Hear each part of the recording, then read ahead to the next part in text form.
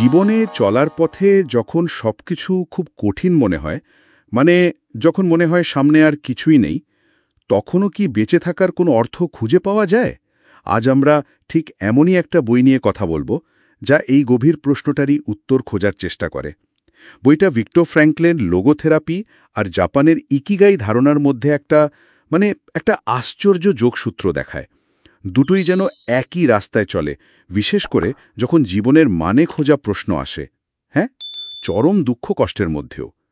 বইটাতে ফ্র্যাঙ্কলের চিন্তার প্রভাব আর ওই যন্ত্রণার মধ্যে থেকেও যে অর্থ খুঁজে পাওয়া সম্ভব, সেটা খুব খুব জোরালোভাবে বলা হয়েছে।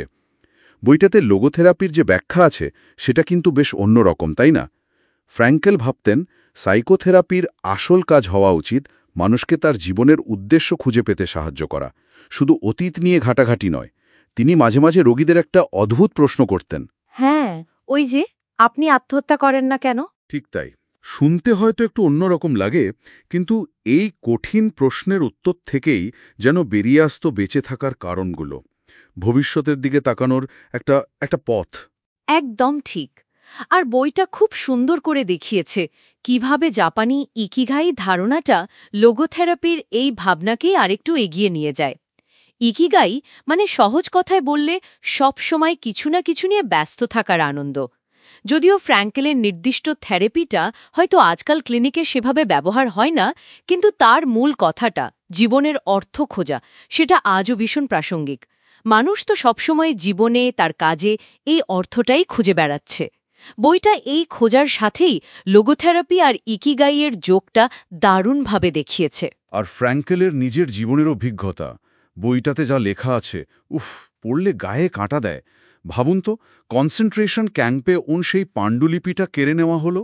এত যত্নের লেখা, কিন্তু তিনি ভেঙে পড়েননি, বরং মনে মনে ঠিক করলেন যদি বেঁচে ফেরেন ওটা আবার লিখবেন। হ্যাঁ, এই লক্ষ্যটাই। ওনার ওই বিখ্যাত কথাটা মনে পড়ছে, কোনটা বলুন তো? মানুষের কাছ থেকে সব কিছু কেড়ে নেওয়া যায়, শুধু একটা জিনিস ছাড়া। যে কোনো পরিস্থিতিতে নিজের মনোভাব বেছে নেওয়া স্বাধীনতা, নিজের পথ বেছে নেওয়া স্বাধীনতা। এই ভেতরের স্বাধীনতা, এটাই আসল। একদম। আর বইটাতে ফ্র্যাঙ্কলের এই মূল ভাবনাটাই বারবার ঘুরে ফিরে এসেছে। জীবনের অর্থ আমরা তৈরি করি না, আমরা ওটা খুঁজে পাই, আবিষ্কার করি। প্রত্যেকের জীবনেই কোনো না কোনো ইউনিক কারণ বা উদ্দেশ্য থাকে, যা তাকে চালিয়ে নিয়ে যায়। বইয়ের একটা অংশে যেমন ওই বয়স্ক ডাক্তারের গল্পটা আছে। হ্যাঁ হ্যাঁ, মনে পড়েছে। স্ত্রীর মৃত্যুর পর যিনি একদম ভেঙে পড়েছিলেন। ফ্র্যাঙ্কল তাকে কোনো সহজ সমাধান দেননি, বরং বুঝতে সাহায্য করেছিলেন যে তার এই কষ্টটারও একটা মানে আছে। তিনি বেঁচে আছেন বলেই তার স্ত্রীকে এ কষ্টটা আর পেতে হচ্ছে না। সেই কষ্টটা তিনি নিজে নিচ্ছেন। বাহ, মানে যন্ত্রণাটা অর্থপূর্ণ হয়ে উঠল। ঠিক তাই। ফ্র্যাঙ্কেল তো ক্যাম্পের অভিজ্ঞতায় নিজের চোখেই দেখেছিলেন, যাদের বেঁচে থাকার কোনো লক্ষ্য ছিল, কোনো কাজ শেষ করার বা কারোর কাছে ফেরার ইচ্ছে, তাদের টিকে থাকার সম্ভাবনা অনেক বেশি ছিল। এই যে মানসিক জোর, এটাই তো ইকিগাই ধারণার সাথেও মেলে, একটা উদ্দেশ্য খুঁজে পাওয়া যা আপনাকে এগিয়ে নিয়ে যায়। বইটাতে মরিতা থেরাপির কথাও অল্প করে বলা আছে, তাই না? হ্যাঁ, আছে। লোগোথেরাপির প্রায় সমসাময়িক জাপানের একটা পদ্ধতি। মরিতা থেরাপি শেখায় অনুভূতিগুলোকে জোর করে পাল্টানোর চেষ্টা না করে সেগুলোকে মেনে নিতে আর নিজের কাজে মন দিতে। তবে বইয়ের মূল ফোকাসটা ফ্র্যাঙ্কেল আর ইকিগাইয়ের দিকেই। সুতরাং মোদ্দা কথা হলো, এই বই থেকে আমরা যা বুঝি তা হলো, সেটা লোগোথেরাপি হোক বা ইকিগাই, দুটোই জীবনের একটা গভীর মানে বা চালিকা শক্তি খুঁজে বের করার কথা বলে। আর এই উদ্দেশ্যটাই আমাদের কঠিন সময় পার করতে সাহায্য করে, গভীরতম যন্ত্রণার মধ্যেও এগিয়ে চলার পথ দেখায়। এটা শুধু টিকে থাকা নয়, অর্থপূর্ণভাবে বেঁচে থাকা। এই সংযোগটা সত্যিই ভাবায়। আর তখন মনে একটা প্রশ্ন জাগে, বইটাও যেন এই প্রশ্নটাই তুলে ধরে।